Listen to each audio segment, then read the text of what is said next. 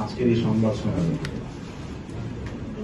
সর্বপ্রথমে সাম্প্রতিক বৈষম্য বিরোধী ছাত্র আন্দোলনে শহীদদের প্রতি গভীর শ্রদ্ধা জানাচ্ছি এবং তাদের রুহের মাগফিরাত কামনা করছি এবং তাদের পরিবারকে সমবেদনা জ্ঞাপন করছি এবং আহতদের দ্রুত সুস্থতা কামনা করছি।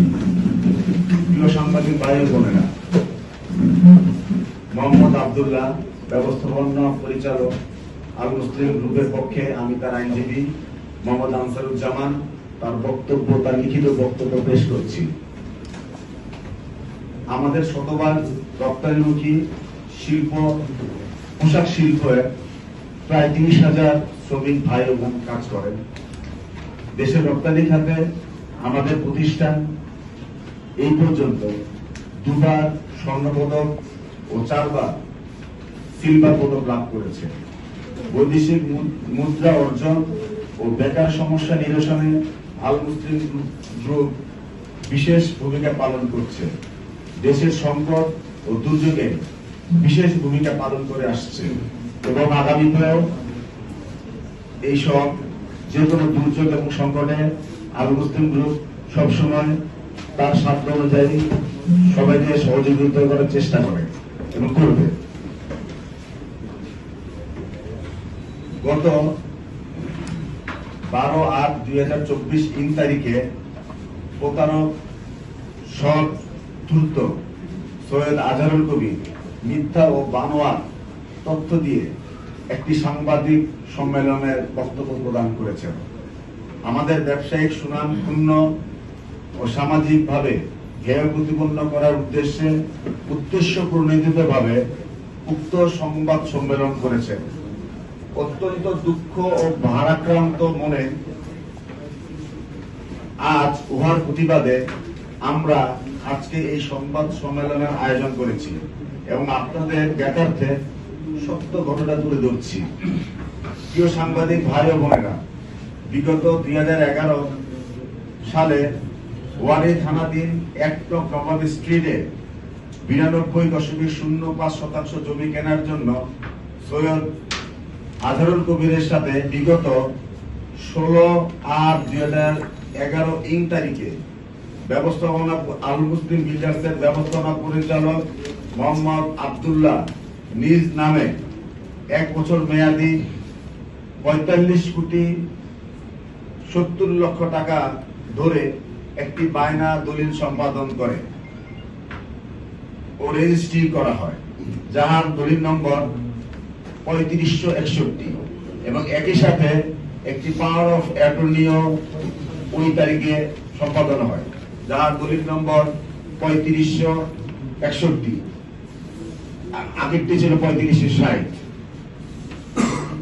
বায়না মোতাবেক শর্ত মোতাবেক উক্ত সৈয়দ আজহারুল কবির কে 10 কোটি টাকা পে অর্ডারের মাধ্যমে 10 কোটি টাকা প্রদান করা হয়।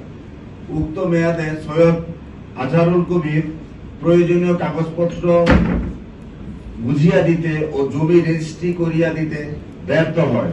উহার ফলে 19/2/2014 তারিখে দ্বিতীয় বায়না চুক্তি সম্পাদন ও রেজিস্ট্রি করা হয়, যাহার দলিল নম্বর 653।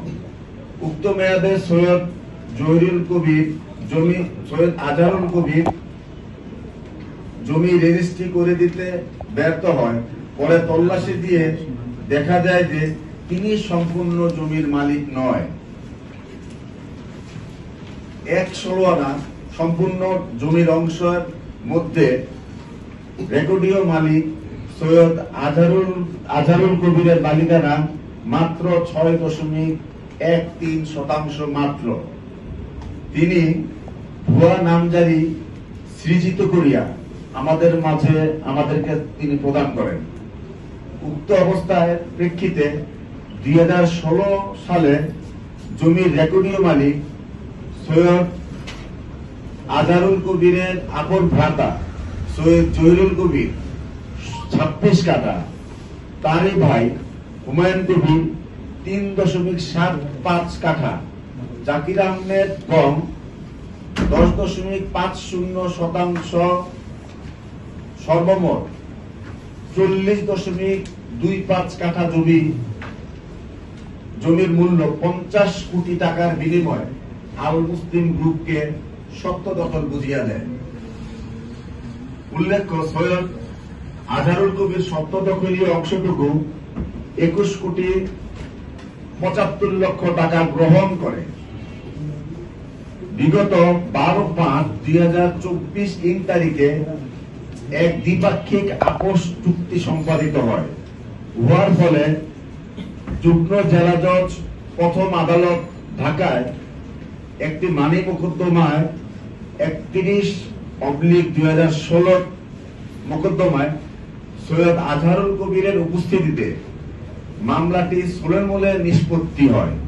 উক্ত সোলেনামার শর্ত অনুযায়ী সৈয়দ আজহারুল কবির 1 নবাব স্ট্রিটে সম্পূর্ণ জায়গায় তার কোনো অংশ অবশিষ্ট নেই মর্মে তিনি ওই সোলেনামায় স্বাক্ষর প্রদান করেন। উল্লেখ্য যে সরকার পরিবর্তনের সুযোগ দিয়ে বিগত 7/8/2024 তারিখে সৈয়দ আজহারুল কবির ও তার ছেলে সৈয়দ এজাজ কবির, তার নিকট আত্মীয় আলতাফুল হুদা, সশস্ত্র দেশীয় আগ্নেয়াস্ত্রধারী লোকজন নিয়ে আমাদের সত্তাধীন জায়গায় নিরাপত্তার রক্ষায় নিয়োজিত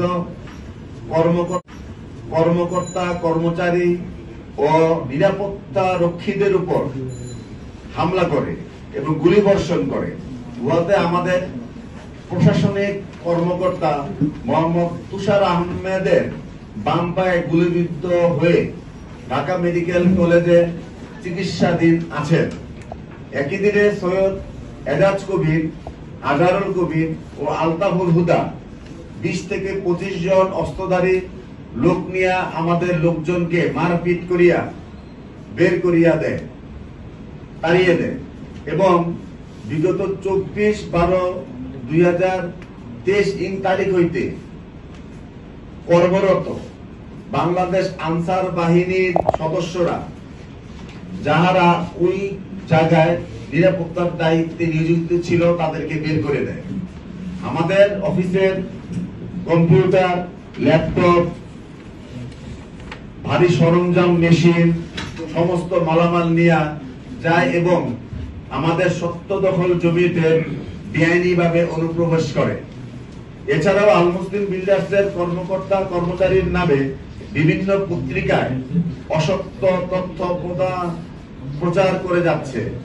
গত 20 আগস্ট 2024 তারিখে অসৎ উদ্দেশ্য চরিতার্থ করার জন্য সম্পূর্ণ মিথ্যা, ভিত্তিহীন ও বানোয়াট তথ্যের উপর ভিত্তি করে সংবাদ সম্মেলন করেছেন। দেশীয় অস্ত্রসহ হামলা চালানো, বাড়ির ফটক, আসবাবপত্র ভাঙচুর, অস্ত্র লুট, মোবাইল চুরি, মোবাইল কেড়ে নেওয়া ঘটনার সাথে আল মুসলিম বিল্ডার্স লিমিটেডের কেউ জড়িত নয়।